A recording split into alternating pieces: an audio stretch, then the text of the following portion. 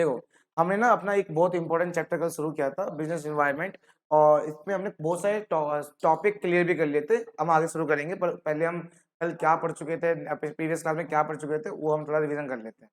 तो business environment जो है, उसमें क्या-क्या चीज़ें आती हैं, जैसे आपके कस्टमर, तो इन सबसे आपका बिजनेस एनवायरनमेंट बनता है। एक्चुअल में बिजनेस एनवायरनमेंट, जैसे कल पूजा करी थी एनवायरनमेंट, उनको लगा एनवायरनमेंट का मतलब क्या होता है, ये पेड़-पौधे, पर नहीं, बिज़नेस का अलग एनवायरनमेंट है, पेड़-पौधे एनवायरनमेंट नहीं है। हाँ, किसी-किसी बिज़नेस के लिए ये भी एक फैक्टर बन सकता है ना? फॉर एग्ज़ाम्पल कि मेरा बिज़नेस है वुड का, लकड़ियों का, तो मेरा हाँ, ये पेड़-पौधे फैक्टर बन सकते हैं। तो यहाँ पे मेन जो बिज़नेस एनवायरनमेंट है, किस-किस से बन रहा है? कस्टमर से, कॉम्पिटिटर से, क्रेडिटर से, जिनसे पैसा लेना है, नहीं देना है, और गवर्नमेंट के लॉ से, आपके प्रोडक्ट के सप्लायर, जो रॉ मटेरियल सप्लायर है, इन सब से आपका बिज़नेस का एनवायरनमेंट बन रहा है। ठीक है? मतलब इन सब से आपके बिज़नेस पे इफ़ेक्ट पड़ सकता है, या तो पॉजिटिवली या तो नेगेटिवली, है ना? तो ये सारे क्या है, एक तरीके से बिज़नेस एनवायरनमेंट है। मतलब ये सब एक फैक्टर बन जाते हैं, रीज़न बन जाते हैं आपके बिज़नेस में इन्फ्लुएंस लाने में, चेंजेस लाने में। तो ये सब किसमें आते हैं, हमारे बिज़नेस एनवायरनमेंट में आते हैं। फिर हमने पढ़ा था कैरेक्टरिस्टिक क्या है। तो बिज़नेस एनवायरनमेंट का बड़ा कॉम्प्लेक्स है, बड़ा पेचीदा है। क्यों? क्योंकि इसमें बहुत सारी नॉलेज रखनी पड़ती है आपको। लॉ भी, अकाउंट भी, सब कुछ। मतलब हर तरह से, हर तरीके से आपको नॉलेज रखनी पड़ेगी, जभी तो आप बिज़नेस के सारे फैक्टर्स को समझ पाओगे और डिसीज़न ले पाओगे, है ना? तो आपको हर तरीके से, चाहे गवर्नमेंट कोई पॉलिसी हो, चाहे इकोनॉमिक्स हो, चाहे फॉरेन मतलब बाहर की कोई पॉलिसी हो, या बाहर कुछ ऐसा हुआ जिसकी वजह से आपके बिज़नेस पे इफ़ेक्ट पड़ सकता है। तो ये सब कुछ नॉलेज लेना, एक बार में उसको समझना, ये बड़ा पेचीदा हो जाता है आपके लिए। और ये इन बिज़नेस एनवायरनमेंट की एक कैरेक्टरिस्टिक है कि बड़ा क्या है, ये बड़ा कॉम्प्लेक्स है, डायनामिक। मतलब आप इसमें कुछ ना कुछ चेंजेस लाते रहते हो हमेशा, हमेशा सतर्क रहते हो, कुछ ना कुछ चेंज लाते रहेंगे हम अपने बिज़नेस में। अगर नहीं लाए तो लॉस ही लॉस, ठीक है? तो लॉस ही लॉस। तो इसमें क्या है, बिज़नेस एनवायरनमेंट में आपको हमें सतर्क रहना पड़ता है, भाई कुछ ना कुछ तो चेंज हमें लाना ही पड़ेगा। तुरंत कुछ ना कुछ चेंज लाना पड़ेगा, ठीक है? अगर हम कह रहे हैं कि भैया मेरा प्रोडक्ट अगर नोकिया का कीपैड वाला फ़ोन है, तो मैं हमेशा उस पे नहीं रहूँगा, क्योंकि बाहर एनवायरनमेंट बदल रहा है। तो मैं हमेशा क्या चाहूँगा, उसमें कुछ ना कुछ चेंज करना चाहूँगा, अगर नहीं करूँगा तो मेरा बिज़नेस चलेगा नहीं, या चला नहीं मेरा, क्योंकि नहीं चला, ठीक है? उसके बाद क्या था? इसके बाद क्या था? हमारा मल्टी फेसेटेड, मतलब बिज़नेस एनवायरनमेंट जो है ये मल्टी फेसेटेड है। मतलब क्या होता है पता है? इसके अलग-अलग चेहरे हैं। अलग चेहरे के मतलब कोई डिसीज़न अगर हुआ है, मतलब कोई फैक्टर अगर हमारे एनवायरनमेंट चेंज है, उस फैक्टर की वजह से किसी के लिए फ़ायदा होता है, किसी के लिए नुकसान हो जाता है। मतलब फैक्टर वही, जैसे कोरोना, कोरोना सबके लिए नुकसान था, पर बहुतों के लिए वो फ़ायदा भी था। है ना? बहुतों के लिए फ़ायदेमंद हुआ वो, ठीक है? फार रीचिंग इम्पैक्ट, मतलब क्या है कि कई बार ऐसा होता है कि आपको बिज़नेस एनवायरनमेंट को देखते हुए अपने बिज़नेस में चेंजेस लाना पड़ सकता है, और उसको आपको इम्पैक्ट डालना पड़ेगा अपने बिज़नेस में। अगर नहीं डालोगे तो लॉस होगा। जैसे मैंने एग्ज़ाम्पल दिया था कल आदित्य बिरला ग्रुप का।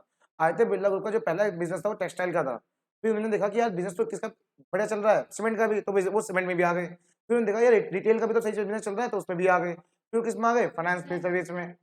तो वो क्या कर रहे हैं, वो अपनी इसी नाम से अपनी सर्विसेज को, अपनी अपनी प्रोडक्शन को, अपने बिज़नेस को बदलते जा रहे हैं, और क्या देखते हुए? बिज़नेस एनवायरनमेंट को देखते हुए। फिर हमने पढ़ा था इम्पोर्टेंस कि भैया बिज़नेस एनवायरनमेंट हमारे लिए इम्पोर्टेंट क्यों है? ऐसा क्या होता है इसके अंदर? क्योंकि इसमें ऐसा होता है, इसमें इसलिए इम्पोर्टेंट है क्योंकि आप इससे ये पता कर पाते हो कि आपके लिए ये फ़ायदा होने वाला है या फिर नुकसान होने वाला है। अभी आगे जाके जो मतलब अभी जो एनवायरनमेंट कुछ चेंजेस आ रहे हैं, या फिर आगे चेंज आएगा, इससे आपको फ़ायदा होगा, मतलब आपके लिए मौका है कमाने का, ग्रोथ का, या फिर आपके लिए नुकसान होने वाला है, आपको इससे डाउन जाने वाला है। फिर अगर आपको उससे फ़ायदा होने वाला है, तो ये एक तरह से क्या है आपके लिए, एक डायरेक्शन मिल जाएगी किसके लिए? ग्रोथ के लिए। और आप इसमें हमेशा क्या रहोगे? सीखते रहोगे। भई अगर मैं कह रहा हूँ आपका एक ही तरह का बिज़नेस है, और पिछले 50 साल से वही प्रोडक्ट बना रहे हो, तो क्या सीख रहे हो अलग आप? नहीं ना? शायद कस्टमर वो माँग रहा है, लेकिन अगर किसी साल कस्टमर ने कुछ चेंज किया ना अपना डिमांड, या कुछ भी फैक्टर वजह से आपके प्रोडक्ट में चेंजेस आ गए, उस दिन अपना बिकना बंद हो जाएगा। उस दिन आप क्या करोगे कि चलो कुछ नया लेके आते हैं। वो जो नया लेके आते हो सीख रहे हो ना? तो बिज़नेस एनवायरनमेंट जब भी चेंज होगा, तो उससे आप क्या करोगे? आप हमेशा सीखोगे, हर समय सीखोगे। भई हमने जब बिज़नेस स्टार्ट किया था, तो थोड़ी ना ऐसे पढ़ा रहे थे हम। फिर हमने देखा कि ये चीज़ तो आ रही है, पसंद कर रहे हैं बच्चे, तो हमने भी क्या करा? सीखा, समझा, और फिर हम ये वाला कॉन्सेप्ट ले आए। ऐसे-कैसे पढ़ाते हैं, सारे इक्विपमेंट से। फिर कई बार ऐसा होता है कि आप बिज़नेस एनवायरनमेंट से जब आप प्रोडक्शन करते हो, ग्रोथ होता है, सीखते हो। कई बार ऐसा होता है इसी मौके में आप अपने बिज़नेस का, अपने ब्रांड का इमेज भी बना देते हो पब्लिक के सामने, ठीक है? इन्हीं प्रोसेस के बीच से ही आप अपने ब्रांड की इमेज भी बना लेते हो। समझ में आया? चलिए, इसके बाद क्या था? Meeting competition. और बिजनेस एनवायरनमेंट इतना बढ़िया चीज है कि आपको आपको हमेशा कंपटीशन को फेस करना पड़ेगा। अगर आपने कंपटीशन फेस करना बंद कर दिया ना, आपकी ग्रोथ बंद है, आप ग्रोथ नहीं करोगे। फिर कंपटीशन फेस करना बहुत जरूरी है। आप कह रहे हो नहीं यार मुझे कंपटीशन फेस नहीं करना, मुझे अपना बिजनेस करना है, बिजनेस नहीं बढ़ेगा आगे। क्या आप लिमिटेड इनकम कमाने आए हो यहाँ पे? नहीं ना। हमेशा एक एक फर्म चाहता है कि उसको ग्रोथ करे, और ग्रोथ करने का मतलब है उसे कंपटीशन फेस करना ही पड़ेगा। क्योंकि कंपटीशन फेस करने से कई बार आप खुद भी एक कुछ इनोवेशन लेके आते हो, कुछ इन्वेंशन लेके आते हो, क्योंकि आगे आपको आगे बढ़ना है, ग्रोथ करनी है। चलिए फिर हमने पढ़ा था कि ऑर्गेनाइजेशन और एनवायरनमेंट में क्या रिलेशन है। भाई ऑर्गेनाइजेशन और मतलब जैसे हमारा ऑर्गेनाइजेशन और बाहर क्या है एनवायरनमेंट, तो इन दोनों हम दोनों में क्या रिलेशन है? बहुत कुछ। हम इन्फॉर्मेशन देते हैं और इन्फॉर्मेशन लेते हैं, हम रिसोर्सेज देते हैं और रिसोर्सेज लेते हैं। मैंने कहा था कल कि भैया हम इन्फॉर्मेशन देते भी हैं और लेते भी हैं। फॉर एग्जाम्पल भाई मैं बाहर से इन्फॉर्मेशन ले रहा हूँ कि भैया कि क्या क्या सिलेबस आने वाला है, हमने थोड़ा क्रिएट करा है, क्या क्या बदलाव आए हैं पढ़ाने चक्कर पढ़ाने के लिए, तो ये क्या इन्फॉर्मेशन ले रहा हूँ। और हम भी इन्फॉर्मेशन बाहर दे सकते हैं। जैसे हम अपने बैलेंस शीट को शो कर दें, हम अपने कंपनी के बैलेंस शीट को शो कर दें नेट पे, तो कोई भी लोग दे सकते हैं। तो वहाँ पे इन्फॉर्मेशन ले भी रहे हैं और इन्फॉर्मेशन दे भी रहे हैं। रिसोर्सेज, हम रिसोर्सेज ले भी तो रहे हैं प्रोडक्शन करने के लिए, और रिसोर्सेज दे भी रहे हैं, सर्विस दे रहे हैं। वो आपके लिए रिसोर्सेज तो है, क्योंकि आप ये सर्विस को यूज करके आगे जाके बढ़ने वाले हो, आगे बढ़ने वाले हो। ठीक है, तो इन्वायरमेंट से रिसोर्सेज लिया भी और इन्वायरमेंट को रिसोर्सेज दिया भी, तो इसलिए हम लोगों का रिलेशन अच्छा बना हुआ है। फिर हमने क्या क्या एक्सचेंज किया था? फिर हमने एक्सचेंज किया था इन्फ्लुएंस, चेंजेस। हम चेंजेस को एक्सेप्ट भी कर रहे हैं, और हमारी वजह से कोई चेंज हुआ है तो उस चेंजेस को हम एनवायरमेंट को दे भी रहे हैं। जैसे जियो ने चेंजेस को जियो ने अपना जो लेके आई थी वो चेंज एनवायरमेंट को दिया, और बाकी फर्म ने उस चेंजेस को एक्सेप्ट किया। तो यहाँ पे इन्फ्लुएंस को एक्सचेंज कर रहे हैं हम। ठीक है, जब दंत कांति आया तो उसने बताया कि भैया ये सब तो पागल है सारे जो पेस्ट वाले, आप ये यूज करो, इसमें आयुर्वेदिक है। तो कोलगेट भी क्या ले आया अपना? वेद शक्ति। भाई कोलगेट भी तो अपना वेद शक्ति ले आया। तो वो पतंजलि अपना चेंज दे रहा है एनवायरमेंट को, और कोलगेट वाले उस चेंज को एक्सेप्ट कर रहे हैं। तो मतलब क्या है, ऑर्गेनाइजेशन और एनवायरमेंट में चेंजेस इन्फ्लुएंसेस को, पावर्स को देना भी होता है और लेना भी होता है। ठीक है, उसके बाद क्या पढ़ा था हमने? उसके बाद हमने पढ़ा था आओ इन्वायरमेंटल इन्फ्लुएंस ऑन बिजनेस। क्या इन्वायरमेंट इन्फ्लुएंस करता है बिजनेस को? क्या इन्वायरमेंट की वजह से, यहीं पे हमें स्टार्ट करना है आज। तो इन्वायरमेंट की वजह से क्या बिजनेस में चेंज आते हैं? आइए समझें। बिल्कुल आते हैं। उससे पढ़ने से पहले मैं आपको एक वर्ड दिखा रहा हूँ यहाँ पे, उसको देखिएगा। ठीक है, यहाँ पे एक वर्ड लिखा हुआ है, इन्वायरमेंट फैक्टर और concentrate are largely if not totally. इसका मतलब क्या है? मतलब देखो मैंने कहा कि इन्वायरमेंट की वजह से हमारे बिजनेस पे इफेक्ट पड़ सकता है। ठीक है, और यहाँ एक लिखा हुआ है कि इन्वायरमेंट के फैक्टर जो हैं वो बहुत बड़े फैक्टर जो हैं, वो सारे फैक्टर मेरे कंट्रोल में नहीं है, क्योंकि इफेक्ट तो पड़ेगा मेरे बिजनेस पे क्योंकि मेरे कंट्रोल में नहीं है। लेकिन सारे फैक्टर नहीं है, कुछ फैक्टर ऐसे जो मेरे कंट्रोल में भी है। मतलब ये कह रहा है कि इन्वायरमेंट के सारे फैक्टर आर लार्जली, बहुत बड़े फैक्टर्स हैं जो कि आपके बिजनेस पे इफेक्ट करेगा, बट नॉट टोटली। पर सारे नहीं है, कुछ फैक्टर ऐसे होते हैं जो इन सब में तो आएगा, पर उसमें से कुछ ऐसे फैक्टर है जिसमें मेरा कंट्रोल है। जैसे जैसे बताता हूँ, मुझे बताओ एम्प्लॉय भी मेरे इन्वायरमेंट का एम्प्लॉय ऊपर पढ़ा था हमने, एम्प्लॉय भी मेरे इन्वायरमेंट का एक फैक्टर बन जाएगा। अगर उसकी वजह से कुछ हुआ तो मेरे बिजनेस पे इफेक्ट पड़ेगा।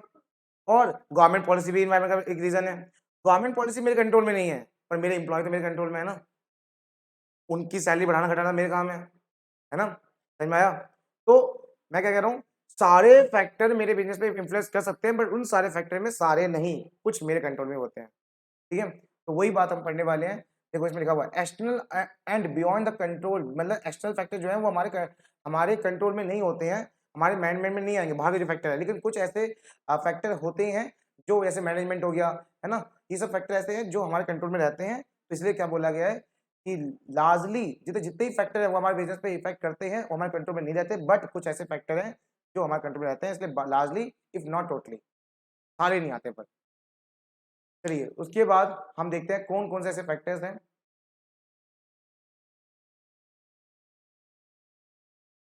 अच्छा ये कहानी एक बता देता हूँ आपको कैडबरी के बारे में। हुआ ये था कि एक बार क्या हुआ, मतलब कैडबरी में ना एक येलो पॉलिथीन आती है अंदर, येलो आती है, तो वो नहीं होते थे पहले, सिर्फ सिर्फ ऊपर का रैपर होता था, ऊपर का सिर्फ रैपर होता था। तो क्या हुआ, तो इसमें क्या होता था कि लोग ना मतलब ऐसी कोई मशीन भी नहीं थी, नीचे मशीन है, ठीक है? तो लोग क्या करते थे, लोग ऐसे ही नॉर्मली बेचते थे। अब नॉर्मली बेचते थे तो उसमें लगता था कीड़े लग जाते थे। कीड़े लग जाते थे या फिर कोई भी मतलब उसमें कोई भी कीड़ा आराम से छेद करके आराम से अंदर जा सकता था। तो ये ना फिर ये जब लोगों को मिला, प्रोडक्ट मिला और लोगों ने जब फाड़ा तो उसमें बहुत कुछ इसमें गंदगी या फिर जो जर्म्स निकले। तो तब कैडबरी की बहुत ज़्यादा गुडविल डाउन हो गई थी मार्केट में, ठीक है? पर कैडबरी ने क्या करा, कैडबरी ने उस चीज़ को फिर से फाइट बैक, मतलब कैडबरी का फिर से फाइट, मतलब वो फिर से वापस आई। कैसे? उन्होंने ऐड दिखाया कि देखिए अब ज़्यादा और सुरक्षित हो गया। कैसे? उसपे क्या लगा दिया उन्होंने? एक पे एक एक अंदर पन्नी लगा दी थी।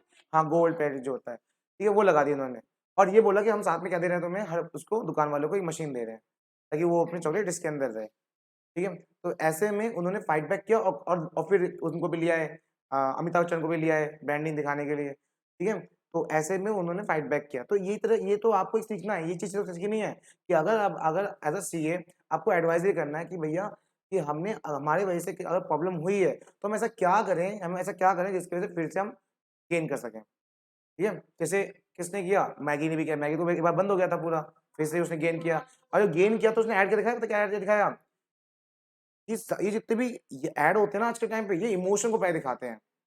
तो ऐड ऐड में उन्होंने मम्मी और बेटे का ऐड दिखाया। तो इससे क्या हुआ? उन्होंने फिर से वो मार्केट पकड़ ली फिर से। तो वही चीज़ है कि अ, मतलब उन्होंने पूरा ऐड में सही दिखाया कि अब और भी ज़्यादा सेफ है, ठीक है? ये है, वो है, मम्मी और मदर और सन के बीच में रिलेशन अच्छा दिखाया।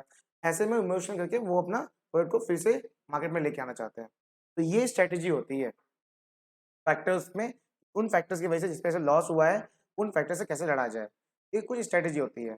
आओ, जैसे यहाँ पे लिखा हुआ है, फ्रेमवर्क क्या होता है? Framework to understand the environmental influences, मतलब कि कुछ ऐसे फ्रेमवर्क, मतलब कुछ ऐसे तरीके जिससे आप एनवायरमेंट की वजह से जो आपको आपको इन्फ्लुएंस होने वाला है, एनवायरमेंट की वजह से आपके बिज़नेस में जो चेंजेस आने वाले हैं, वो चेंजेस कैसे हो सकते हैं, फ़ायदेमंद भी और नुकसानमंद भी। तो आपको उससे कैसे फ्रेम मतलब किस तरीके से उसे फेस करना है। तो पहला क्या लिखा है फर्स्टली में कि पहले आपको ना क्या करना पड़ेगा, मैं बता देता हूँ। पहले आपको उसे एनालाइज़ करना पड़ता है। इसमें लिखा हुआ है, it useful to take a initial view of the nature of organisation environment in terms of how uncertain, मतलब आपको उसे एनालाइज़ करना पड़ेगा कि यार ये किस तरीके से हमें इफ़ेक्ट करेगा। अपॉर्चुनिटी बेसिस पे या फिर नुकसान थ्रेट के बेसिस पर। मतलब एनवायरनमेंट में कुछ चेंजेस आया, इसकी वजह से आपके बिज़नेस पे इफ़ेक्ट पड़ेगा। पर आप उस चेंजेस को फ़ील तो करिए, उस चेंजेस को एनालाइज़ तो करिए, कि यार ये आपके लिए फ़ायदेमंद होने वाला है या नुकसान होने वाला है। फॉर एग्ज़ाम्पल मैंने कल आपको एक एग्ज़ाम्पल बताया था ऑकलैंड के मालिक का। उसने डेढ़ महीना पहले जब लोग सोच भी नहीं रहे कोरोना के बारे में उस टाइम पे, फरवरी में, मार्च में एग्ज़ाम चल रहे हैं 12th के, उस टाइम कोई इतना ज़्यादा सोच भी नहीं रहा। तब उस बंदे ने क्या कर रखा है, 1 डेढ़ महीने पहले से ही जो होने वाला है, उसने क्या करा, यार ये मौका है कमाने का। उसने फैक्ट्री डाल दी किसकी? मास्क बनाने की। तो पहले उसने सोचा होगा ना, एनालाइज़ किया होगा। उसने समझा होगा कि जो चेंज आने वाला है, ये मेरे लिए फ़ायदेमंद है, नुकसान होने वाला है। अगर फ़ायदा है तो क्या ही बात होगी और नुकसान है तो कैसे उस नुकसान से बचा जाए। मतलब next step might be auditing the environment influences, मतलब उस एनवायरनमेंट इन्फ्लुएंस को ऑडिट करो, मतलब आइडेंटिफाई करो कि यार इसमें क्या-क्या होने वाला है, चेंज क्या होने वाला है, जिसकी वजह से हमारे परफॉर्मेंस में क्या डेवलपमेंट आएगा या फिर नुकसान होगा। हमारी जो परफॉर्मेंस होने वाली है, हमारा जो वो होने वाला है, वो पहले तो आपने क्या करा, पहले आपने उस अपने ऑर्गेनाइजेशन को जाना कि ये मेरे मतलब ये जो चेंज आने वाला है, क्या ये मेरे ऑर्गेनाइजेशन पे इफेक्ट करेगा, नहीं करेगा? ठीक है? पहला पहला काम क्या है कि ये जो चेंज आने वाला है या फिर हो रहा है, क्या इस चेंजेस से मेरे बिज़नेस पे इफ़ेक्ट पड़ेगा या नहीं पड़ेगा? वो किसमें आ गया? फर्स्ट में। दूसरे में अगर इफ़ेक्ट पड़ेगा, तो कैसे पड़ेगा? फ़ायदे होगा या नुकसान होगा? थर्ड में फ़ोकस करना है, expect consideration to immediate environment organisation, मतलब आपको फ़ोकस करना है कि उससे या तो आपको लॉस बिल्कुल होना नहीं चाहिए। ऐसा क्या करें जिसकी वजह से आपको लॉस इमीडिएटली तुरंत, ठीक है? तुरंत आपको कुछ ऐसा डिसीज़न लेना पड़ेगा जिससे आपके उस पे लॉस ना हो। फ़ायदा हो तो अच्छी बात है, क्योंकि फ़ायदा हो तो अच्छी बात है, पर लॉस ना हो उससे आप पहले ही बच जाओगे। तो एनवायरनमेंट में कोई भी चेंज आया पहले आप देखो कि उससे आपके आपके बिज़नेस पे इफ़ेक्ट पड़ेगा नहीं पड़ेगा? अगर पड़ेगा तो नुकसान है, फ़ायदा है? अगर नुकसान है तो इमीडिएटली क्या करो, कुछ चेंजेस लेना शुरू कर दो। कुछ मतलब आप कहोगे नहीं सर नुकसान तो होगा ही होगा। अरे अचानक से आएगा जब वो थ्रेट और जितना बड़ा नुकसान करेगा, पहले से अगर सतर्क हो जाओगे तो ज़्यादा नुकसान नहीं होगा। नुकसान होगा पर ज़्यादा नुकसान तो नहीं होगा ना। तो ये पहले से आप कुछ डिसीजन ले सकते हो। ठीक है, आइए इसके बाद क्या है,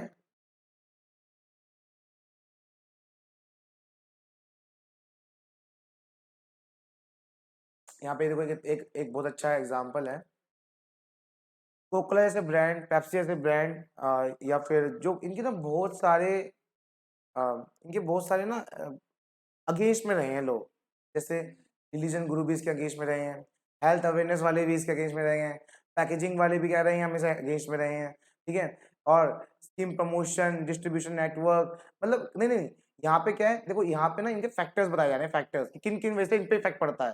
तो ये कौन से एक्सटर्नल फैक्टर में आ जाएगा, ये भी किस में आ जाएगा, एक्सटर्नल फैक्टर में। ये किस में आता है, इंटरनल फैक्टर, पैकेजिंग, पैकेजिंग अच्छी नहीं होगी प्रोडक्ट बिकेगा नहीं, प्रोडक्ट बिकेगा नहीं, अच्छी होगी तो प्रोडक्ट बिकेगा, क्योंकि ऐसे चीज को कैरी करना बहुत दूर दूर तक ले जाते हैं लोग, कोल्ड ड्रिंक्स जो होते हैं प्लास्टिक में आते हैं ना, वो बहुत दूर दूर तक ले जाते हैं, अगर पैकेजिंग अगर हल्की फुल्की होगी, टूट फूट जाएगा तो लोग खरीदेंगे उसे। तो पैकेजिंग एक इंटरनल फैक्टर बन जाएगा। स्कीम एंड प्रमोशन, आपको कितने रुपए का देना है, कितना ऑफ करना है, ये सब भी क्या है अपने हैंड में है, तो ये भी किसमें आ जाएगा, इंटरनल में आ जाएगा। डिस्ट्रीब्यूशन वर्क, मतलब आप फैक्ट्री से भेज तो रहे हो, पर किस तरह से मार्केट तक पहुंचेगा, पब्लिक तक पहुंचेगा, कस्टमर तक पहुंचेगा, ये भी आपके इंटरनल फैक्टर में ही आता है। सीजनल किसमें आ जाएगा, एक्सटर्नल में, कि बाहर भैया सीजन आएगा तो प्रोडक्ट बिकेगा, नहीं है तो बिकेगा नहीं। ठीक है, natural drink, natural drink, natural drink भी क्या है, इधर कहते हैं ना कि आप इसे मत पियो, आप छाछ पीजिए वगैरह वगैरह वगैरह, है ना ये सब। तो जैसे मोदी जी, वो मोदी जी कह रहा हूँ, बाबा रामदेव लिया है, बाबा रामदेव ने बोला कि भैया ये सब मत पियो, आप पतंजलि का छाछ पियो, ये आपका असली ड्रिंक है। ठीक है, अमूल लेके आता है देश का ड्रिंक, अमूल लेके आता है, अमूल कंपनी ना, वो लेके आता है देश का ड्रिंक। ठीक है, देश का कोल्ड ड्रिंक। तो ये सब उसकी वजह से क्या होता है, इनके इनके बिजनेस पे इफेक्ट पड़ता है, ये भी किसमें आएगा, एक्सटर्नल में। और पेप्सी क्या है, एक तरीके से इंटरनल फैक्ट्री। पेप्सी क्या भैया, पेप्सी ने कुछ भी चेंजेस किया, ठीक है, वो तो अपना ब्रांड है, अपना ही प्रोडक्ट बेच रहा है ना वो भी, जो हम बेच रहे हैं, तो उसने कुछ चेंज किया, हमें भी चेंज करना पड़ेगा। ये सब बाहर किए हैं, और ये जो फेस कर रहा है पेप्सी वही फेस करेगा तुरंत तुरंत, क्योंकि ये उसी कैटेगरी में आता है, पेप्सी वही फेस करेगा, ये सब फेस कर रहे हैं। ठीक है, तो ये क्या है, ये सब फैक्टर्स हैं, ये सब फैक्टर्स है जिनकी वजह से बिजनेस पे इफेक्ट पड़ता है।